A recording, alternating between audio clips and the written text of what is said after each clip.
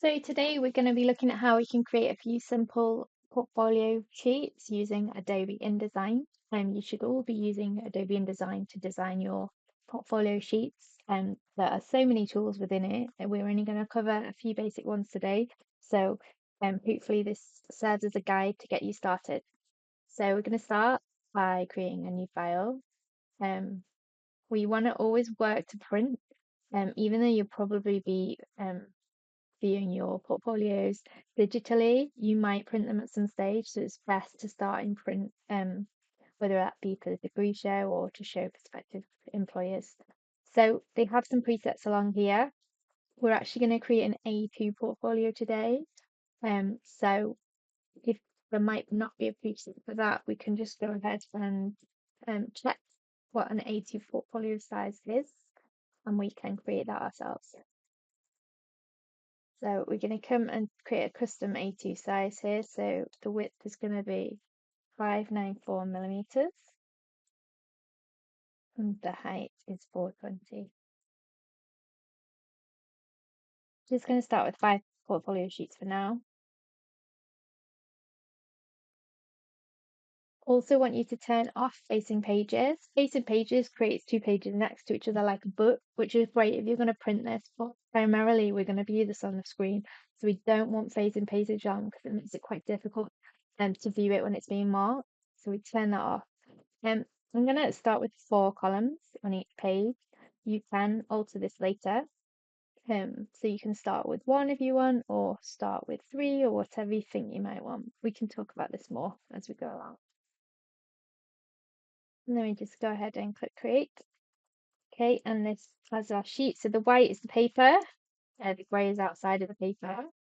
And then we've got 4 columns, which we've got these purple guides on them. We've got our bleed area as well, which we don't want to go outside if we're going to end up, well, the margin here, we don't really want to go too far outside that. It might get cut off when we print. We've got our pages here. If yours doesn't look like this, you need to come into Window, Workspace, Advanced. That's the one to work in, I find. I'm just going to show you the way that I do things. There's many different ways, so you might find different ways that work better for you. We're just going to go with what I find works best for me. So the first thing we want to do is maybe create like a title or a name that's going to go on every page so that the examiners can see who it is. And we're also going to want a page number on each page, but rather than doing that on every single page and then having to keep changing the page numbers, I'm going to do that globally for all our pages. And the way that we do that is we come up into pages here, which I've typed in a little down here. And we want to come to these parents. So you'll notice that currently all our pages have an A parent applied to them.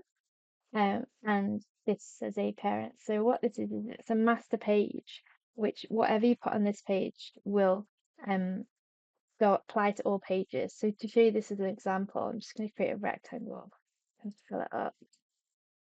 Okay, so now I've got this pink box that's appeared on every page. I can't touch it or move it on any of the pages because it's actually in the master. If I move it in the master, you'll see it moves on all pages. If I created another parent, so B, let's say that I create on this one a blue circle, and then I apply to say these 2 pages.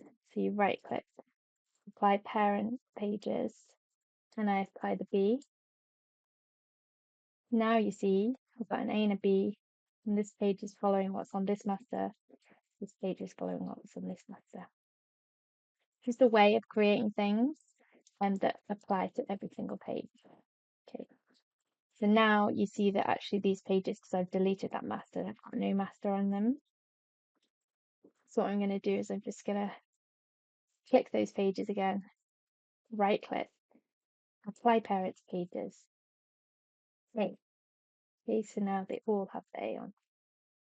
So if I come into this A parent, I'm going to maybe the title of the portfolio first. So T for text, or you click the text tool on the left hand side. It's going to create a little text window. Maybe in the put L6 idea portfolio 2026. Right, so I've just centered that in the box so you can add your text left, right, center. And I'm gonna move it down to maybe there. Quite small and it's not the font that I want to use, so I can either alter that up here, or if I know that I want to change it for all the fonts, then I can come into paragraph styles on the right hand side, and it starts with one paragraph style. You can add more, so you could add one for titles or um, subheadings or diagram notes for different um, types of text that you might have. So I'm just going to come in. This is the one I'm going to use as a base. Let's see, photo, maybe 14 is going to be my main size. Okay, so, and then I also want my name on here. So maybe, so you can either draw another text box, or you can click Control C, Control V, Control is copy and paste. Or if you hold down Control, Alt, and then you drag the box, then it will duplicate the box for you. So I'm just gonna move this one over here. I'm gonna left align it to be my name. Okay, and then I'm gonna do the same again. Control Alt and move. Create me another box over here. This one. Right, so this one I want to be a page. I want a page number in every page so you can see where we're up to. Rather than manually typing in our page number every time, which becomes a bit of a nightmare when we want to add pages. If you come into type at the top here, the type panel, insert special character down the bottom, and we want a marker and its current page number. So what this gives us is it gives us a little A there. But in reality, what this does is we go back to our main pages, it's created numbers, so 1, 2, 3, and if you add pages in the middle, it'll renumber. If you want the pages to start on like the numbers to start on like the second page, if you don't want to count the front cover, and it will also do that. There's different settings, so it's quite clever. And you can also see that I can't move any of this text that's on my pages now because it's actually in the master. And the way we can also see that is that if any boxes have a little dotted line around them rather than a solid line, it means they're part of a master. So if you want to alter them, you have to go back into the parent. So if we want to preview what our pages are going to look like when we export them, without the lines and where it'll cut off, we can either press W, which is a workspace preview, or if we come into view at the top, screen mode, preview, there we go. We can do that too. So that's screen mode preview. And then if you want to go back and you've forgotten the W, just to go back to screen mode normal. Okay. So we've got our title on every page now. I actually I've decided I don't want my name on the front page because I'm going to have a proper cover. So all I need to do to get rid of that on the front page is I need to remove the A parent and make it none. So I right click, apply parent to pages, and I want it to be a none. Okay. And now all of a sudden I've lost my A and this is a blank page again, so we can have this as our front cover. So I think for my front cover, I want just a plain coloured background with maybe a key hero image in the foreground. So the easiest way to fill a page with colour is to actually create a rectangle. So on our left-hand toolbar here, we've got our rectangle tool, or M. With all the tools, if you right-click on them, you'll find that there are kind of other options for each one usually. So for rectangle, we could also have an ellipse or polygon. I want the rectangle. So we just start outside of our paper, fill our paper up, to make sure that the rectangle goes bigger than the actual paper size so that there won't be any white edges for paper with a full cold bleed. So you can clearly see that our rectangle is actually transparent. There's no colour to that. And the way that we then colour that is at the top here, you can see two little boxes, white boxes with a red cross through. A red cross means that the object is transparent. So we've got our fill colour at the top here. So we can assign another colour to that. There's some preset colours. We can add some more in a second. And then the bottom box is our stroke colour. So what the stroke colour does is it creates a coloured edge to our object. To make this easier to show you, I'm going to make that transparent again. And we're going to play with this circle. So we can make the circle pink, and I can actually give it a stroke colour of blue. We can't see that at the moment because it's quite thin, so let's make it really thick. So now as you can see, we've got a stroke colour of blue and a fill colour of pink.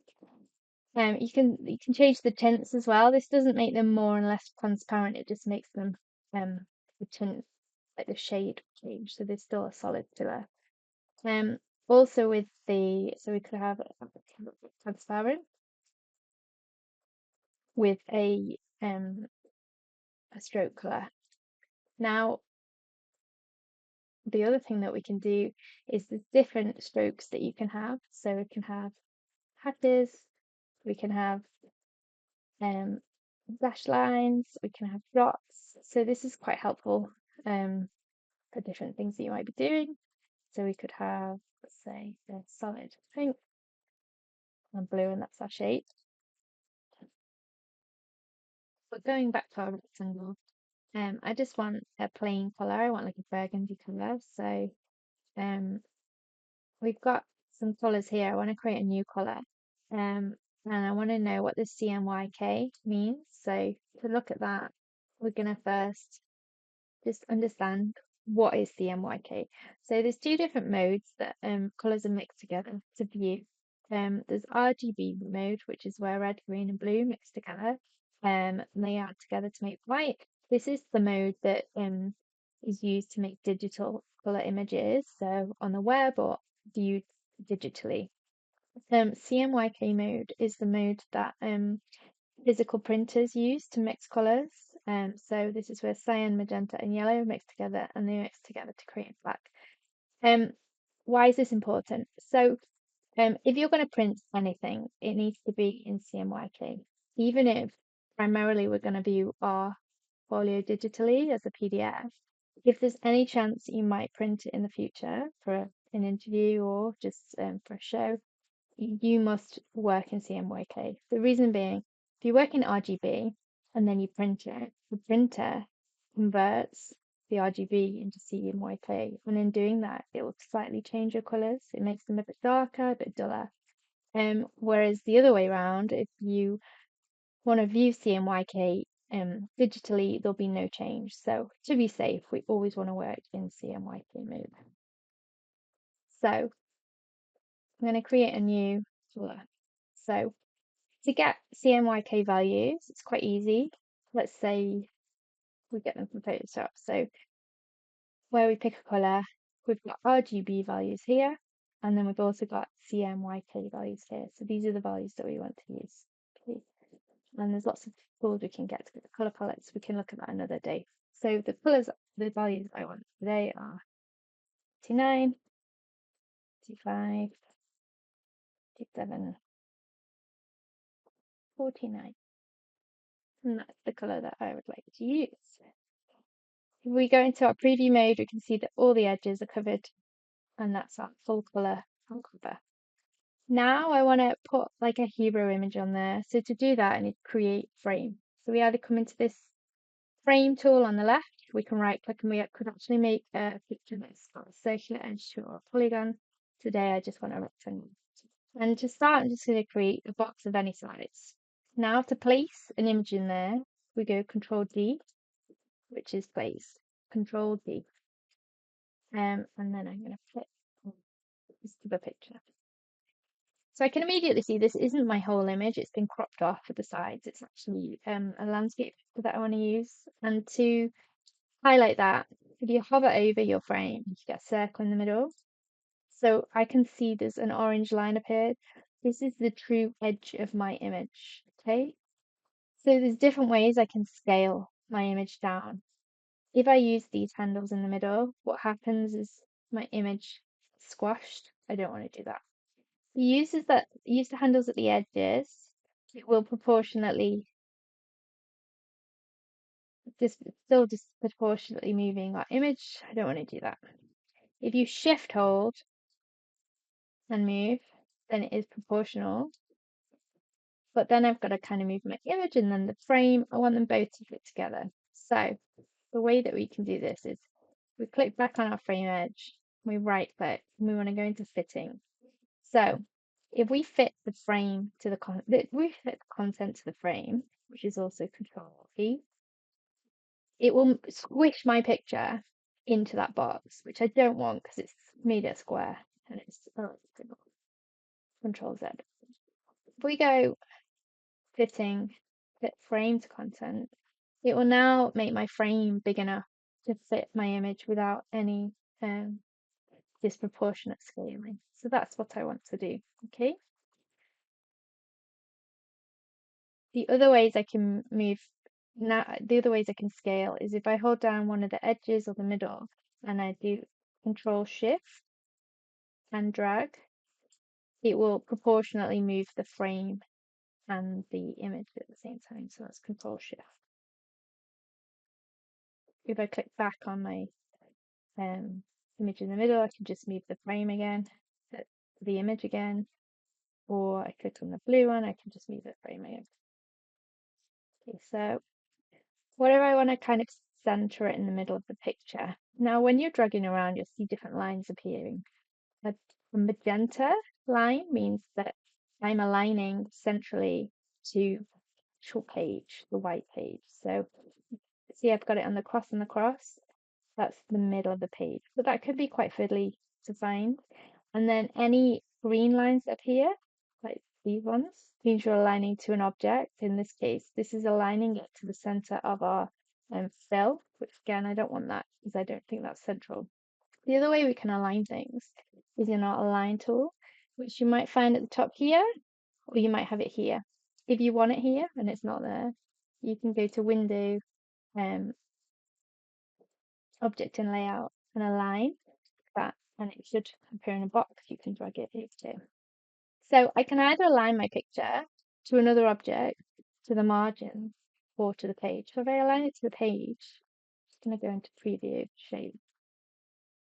I can align it to the top of the page, to the bottom of the page, the middle of the page, the left, the right. I don't want to do that because it might chop off a bit of my picture. So instead, I'm going to align to the margins, which remember are our purple and pink lines. So this time, I want it to be aligned to the center and maybe the top. I'm going to make it a little bit bigger and align it back to the center. And then I'm just going to trim. I want to trim off a bit of this foreground here.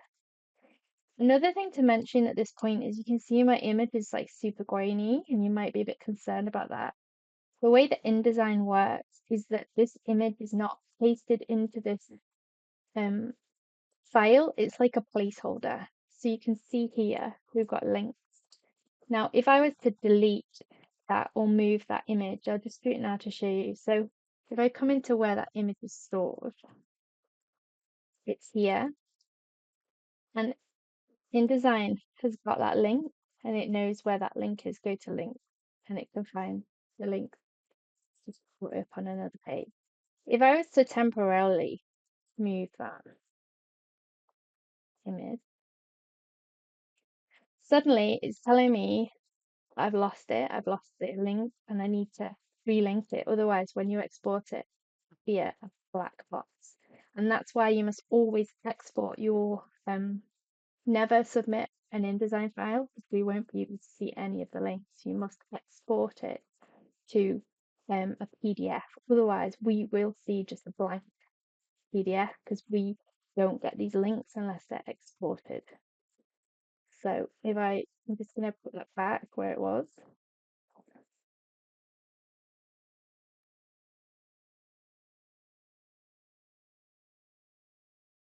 And now you can see it's come back here. So it'll always warn you if you've got missing links, and never try and export a file with missing links because you won't be able to get the link. The second thing here is, why is it so grainy? The reason it's grainy is because so that it moves a bit quicker. InDesign always shows you like a placeholder image, not the full image. So if I wanted to see what it's going to look in real life, if I go in View and I go in Display Performance, High Quality, suddenly it'll render the image at the quality that it is in real life. But if you're working in high quality performance at all times, your InDesign will get quite slow. So always work in typical, but be mindful that that's not the kind of quality it will export at the end. Okay, so maybe I want it like that. And then maybe I want some here with my name and stuff. So spots. I'm going to give it a fictional title for this um, project.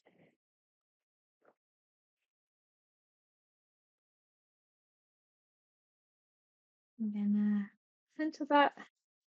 And then again, we can either create a new paragraph style, or we could just alter our text individually. So this one might have it like an 18, might make it bold, and maybe I want it to align to the bottom of the page, maybe three with the center. Okay.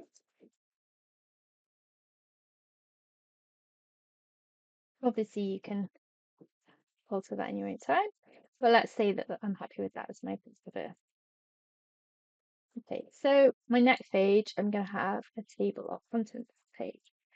So I want decided that I want a heading for every page, and I want the heading to be at the same point on every page. But obviously, the words are going to change, so I can't put it in a parent.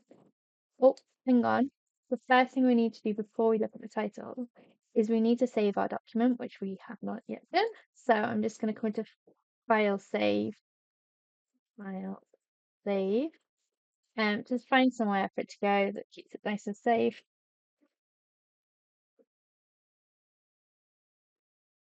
You should save your work on a cloud or somewhere where if your laptop dies, which it inevitably will the week before you hand in, you don't lose all your work.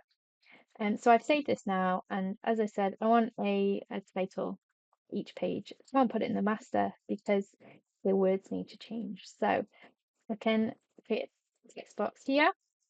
I could, if it's going to be a title that's going to be on a lot of pages, I might actually create a new paragraph style here. I'm going to call it like heading.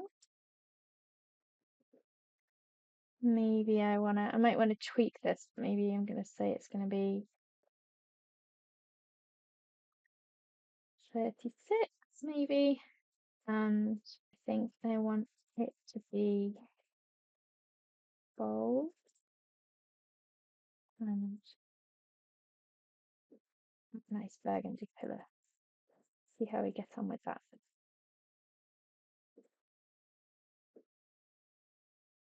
So I could either align it each time to the top of the margins, or I could align the frame to the top of the margins and have it a little bit further forward. Or the other thing I could do is I can create a guide for each page so that I know where I need to line it up to. So to do that, if you come into Pages, into Parent, if you see the rulers on the left and the right, the top and the left, if you drag down from there, you can create your own guides for different things. So if you know that you want to line something up on a page, create a guide either in the individual pages or in a parent. You can give it an point, but let's say I want my titles always start at this point. So then when I come back in, you'll see that that blue guide is on every page. So let's say I'm going to just align that. That's where I want my table of contents to start. Now we're going to do the table of contents at the end once we've done all the pages. So the next page, I'm just going to copy my title down. Maybe this is like site analysis. The other thing you can do within text, you can have different colors within the text. So if you wanted like your part of the text to have one color and part to have another color, you can do that, or it could be parts black or yellow or whatever. You can do that. Okay.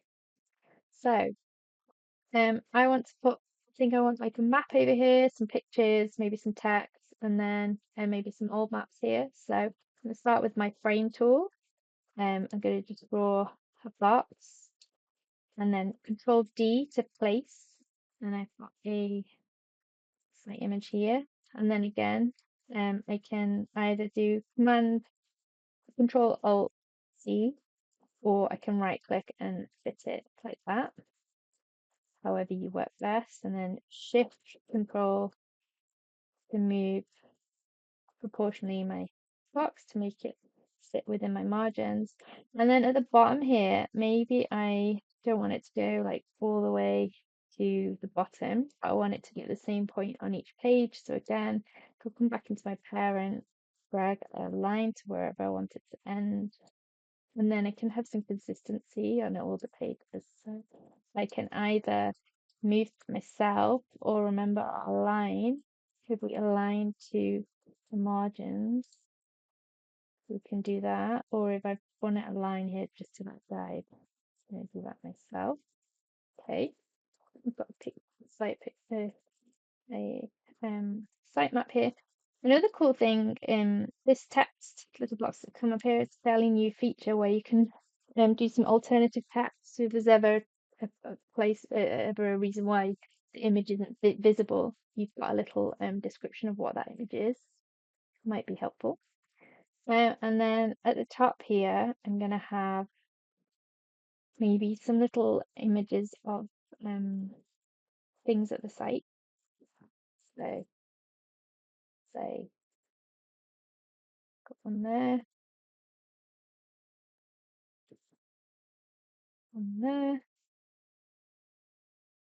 If I'm moving things around, I want them to line up as I move them. If you hold shift down as you move, it constrains it to an axis, so either the X or the Y axis. And also you'll always get these little green guides coming up. And then also here, let's go 3. Now as well, the other thing that you can look at is if I want the same gap between each of these pictures. If I want this picture to be in the middle of these two, as I start to drag it, you'll see those little green arrows are telling me that we've got the same distance between each picture. Maybe also, I just want to close that one off, and then again, and realign it. And then also, like, I might have a bit some kind of text to describe. So again, I'm going to create a new paragraph style for annotations so that I know that all my annotations are going to be the same. So T, maybe this is italics, so say, call this one. Put the one there. And then the way that these work is if I then created another one under basic paragraph or heading, um,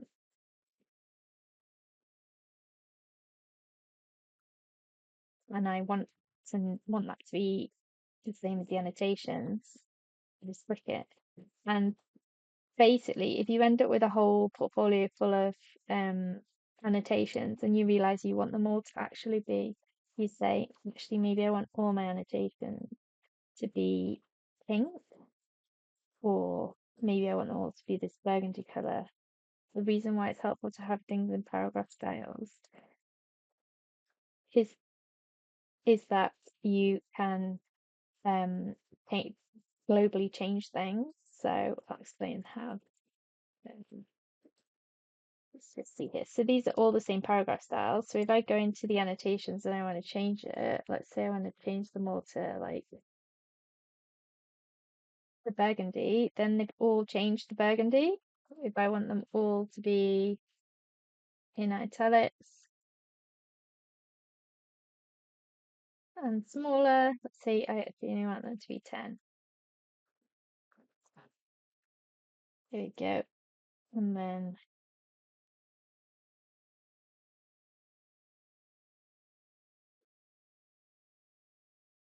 okay, so I'm happy with that side.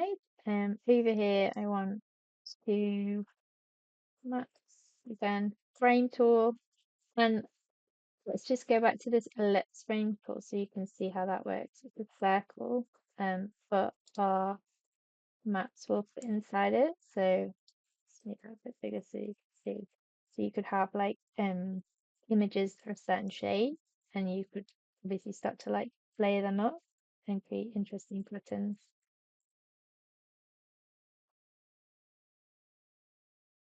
Making sure that everything aligns to the grid and to the guide so that I've got a really neat portfolio. Mm,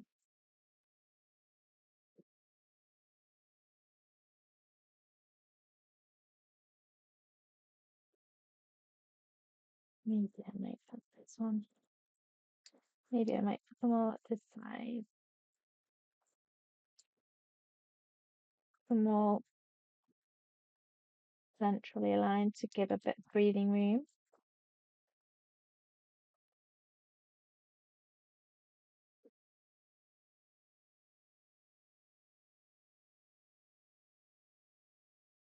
You can also use lines here to um, perhaps highlight the site rather than having to do it in InDesign. And to do this, I'm just going to go into high performance display. Okay, so I could kind of highlight the site here and I can make it thicker.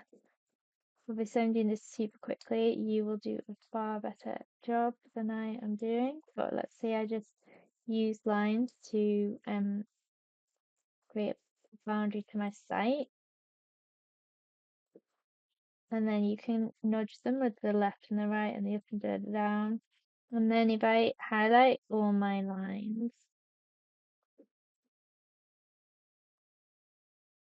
and right click, I can group them together so then I don't lose them.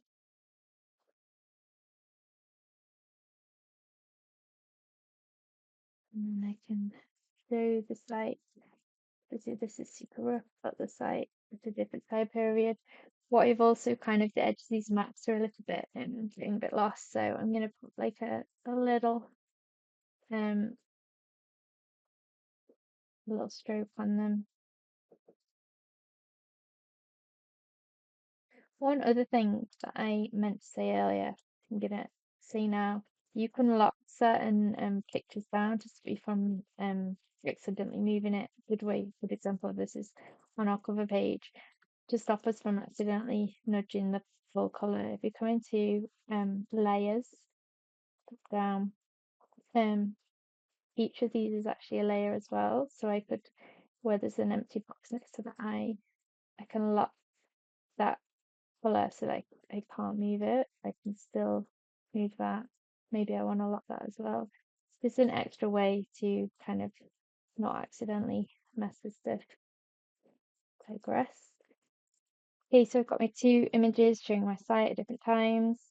Yeah, so I want a bit more. It's good to have a nice gap between your images and give your portfolio sheet some breathing room. So these margins are not enough now. So no worries, we can alter all of our columns and margins afterwards. So all we need to do is we come into layout, margins and columns, and we change the gutter. So as you move it, it will change. So you can kind of see live what you want to do.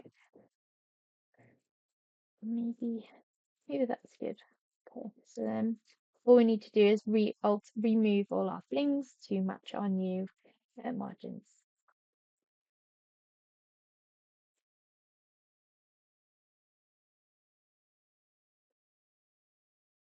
I think that's better.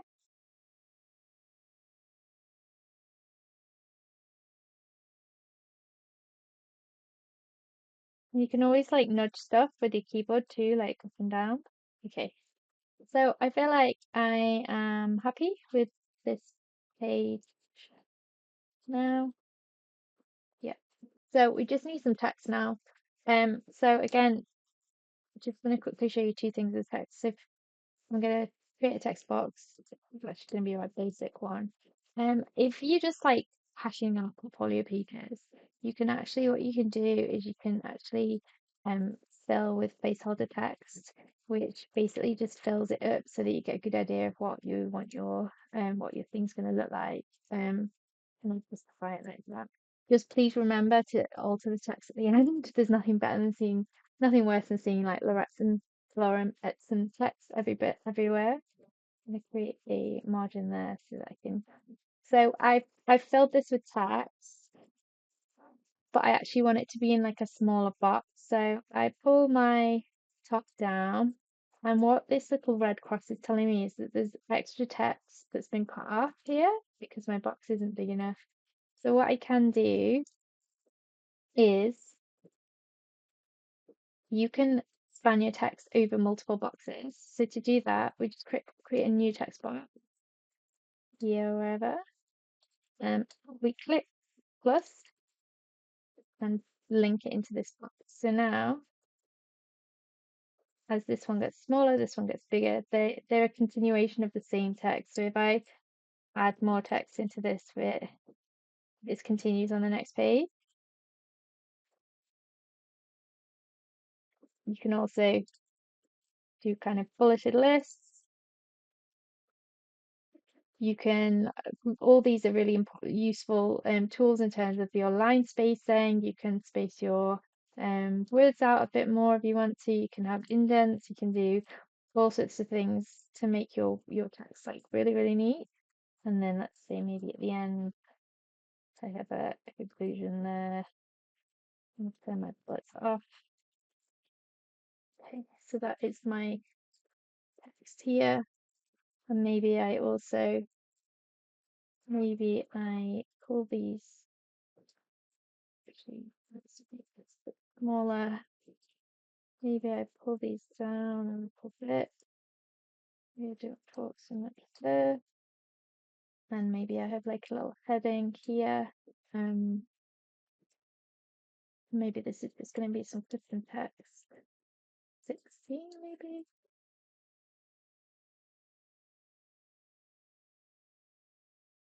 Okay, so I've created a site analysis page that I'm quite happy with. The key here is that you need to have consistency across your portfolio sheet so that I've got my grids set up and it doesn't get means I can create and across all my pages. I also don't want like too much on a page, not too much text. I want like just consistency and breathing room throughout.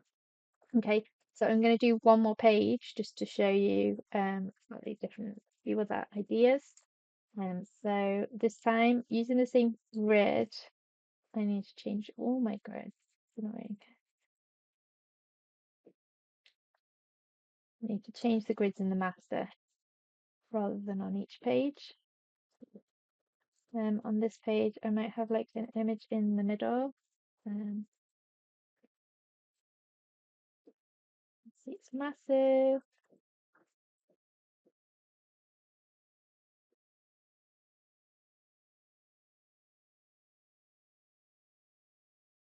I'm skipping ahead. Panel proposal. So maybe on this page I need a bit more text. So I might start it more closer to the top.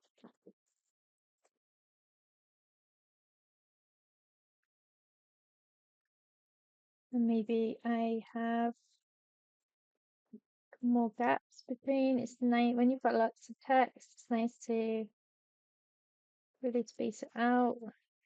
So we've got breathing rooms to think about what you're saying.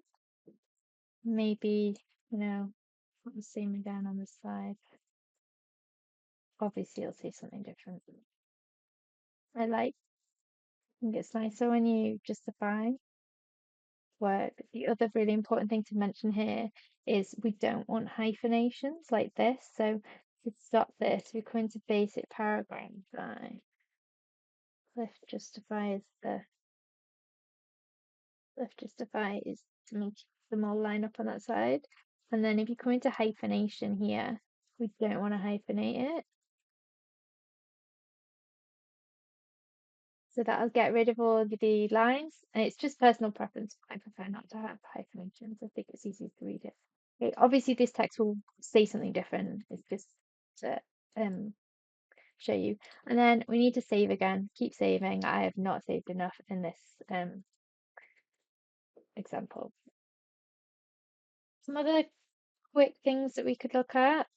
You can overlay things on top to highlight things. So rather than just having the lines up in here, you could, if you create other boxes on top, and let's say I can, similarly to Photoshop's blending modes, I can use blending modes in InDesign. So if you right click on your box and you come into Effects, Transparency, you can either have it like semi-opaque, like that, or you can, it's got all the other effects that Photoshop has.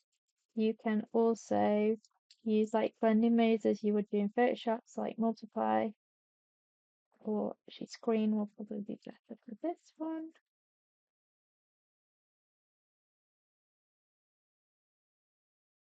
If you don't use blending modes in Photoshop, you should look into it, but you can, so you can, start to layer things up using additional things on top in InDesign. But for now, let's just say, obviously, we'll have loads more of our portfolio. You can, let's say I want actually the final proposal page is going to be like obviously at the bottom. So if I wanted to add more pages, I come into pages, I can just add pages. I can also like duplicate pages. So I can if I know that I want the same layout, I just want to like change the color of the pictures, I could duplicate the layout and then I could replace, Control D, replace another picture in there, like rather than having to create the page all over again. Um, or you just add pages yourself. And if you want to move pages around, you can just drag them. You can delete pages. So let's just say, what's this one?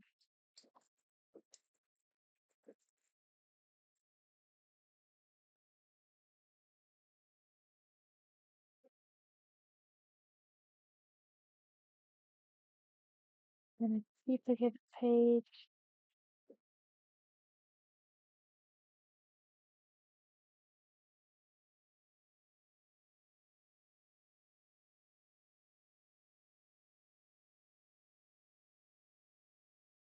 Okay, so let's just say this is our final portfolio and it's all full. Let's make a table of contents for this. So first we need to create a new paragraph style for our table of contents. So what we need to do here is we need to go layout table of contents. You can give the table of contents a style, or you could just have no style and make it however you want it. I'm just going to make it like the basic paragraph. Okay, now in here, this is what it's going to use to create the names of each page. So we're going to use our headings for this because they are what each page is called. You can alter this afterwards. It's just to start us off. Okay. And then go to more options on the side. The other thing that there's a few options here you can play around with, but just here, between entry and number, we want this to be right index temp, and what this will mean is that our number will be on the right, and then the name of the page will be on the left. Okay, so let's see how that goes. Okay, so there we've got our table of contents. You can automatically change some of the way this looks by playing with all those different filters that were in the thing, or you can just do yourself. So I'm not gonna have that. I'm gonna have that page because that's our table of contents page. And then maybe you might want to make them like bigger. You can play around with it as you like. This page, would be your table of contents page, based on, maybe I could start it off with a quick there. So obviously you'll have way more than I have on here. You can maybe have another picture on the side, or you could have like, maybe you have another hero image, obviously not the same one that I've used on the cover. Um, you get the gist. Maybe you have like a picture in there, table down there, whatever. Okay, the last thing that I want to cover is that let's say we've finished our portfolio, we're all ready to hit submit. And the next thing we need to do before we export this is we need to do our spelling check. So we need to go edit spelling, and we need to check our spelling. So you must do this every time. It's going to give me loads because I've got lorem ipsum placeholder text, but you get the idea. You can either ignore it, change it, whatever. I've got so much, so we're not going to do it for me, but you must do that, and then you must save. Now what we're going to do is export. So as a reminder, again, you must not submit an InDesign file for your final portfolio. The reason being, if you submit this InDesign file, we won't be able to see any of the images, because you can see this little link on all of them. These images are just a placeholder, like a view into your computer, and they're linked to wherever you've saved it on your computer. So if you submit an InDesign file, we will just see a load of black boxes, because the file won't be able to find your images, and because the links to them, which is all these links here, it won't be able to find. So if I go reveal and explore, showing me where that link is, because it's live linked to it. If I was to change this image in Photoshop or whatever, it will update that in here. Actually, let's just see that to show you now. So if I open that image, that is my cover. Let's say I'm gonna give it like a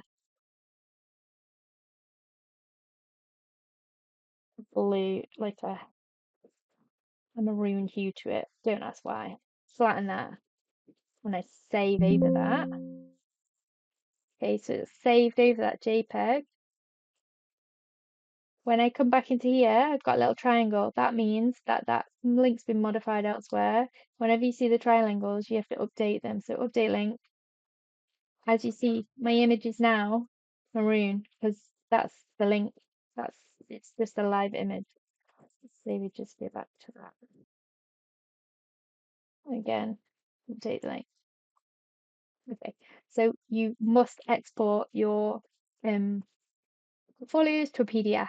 If you needed to send the whole InDesign file to someone else, and you need all the links and everything because you want them to work on it, what you need to do is you need to package it up, which will basically create a big file with this InDesign file and all of the links and all of the fonts, yeah, so that they can carry on working on it. For now, we're just gonna export. So you can either go to an Adobe PDF preset or just PDF. I always go with, depends how high, like you could start with high quality, it'll be quite a big file size, and then you can look at obviously smallest is going to start to compress your images. Maybe we can do another little workshop on this. But let's just say for now, high quality print, and let's just save it there, export. If any of your text has been cut off or your links are missing, it'll give you a warning at this point to say that you're missing something, but it hasn't. So if I come into documents, here you go, we've got our final portfolio exported. As I said, there's loads more things that you can do in InDesign. Maybe we'll do a couple more tutorials on some extra little bits, but hopefully this gives you an idea of how to build a portfolio in InDesign.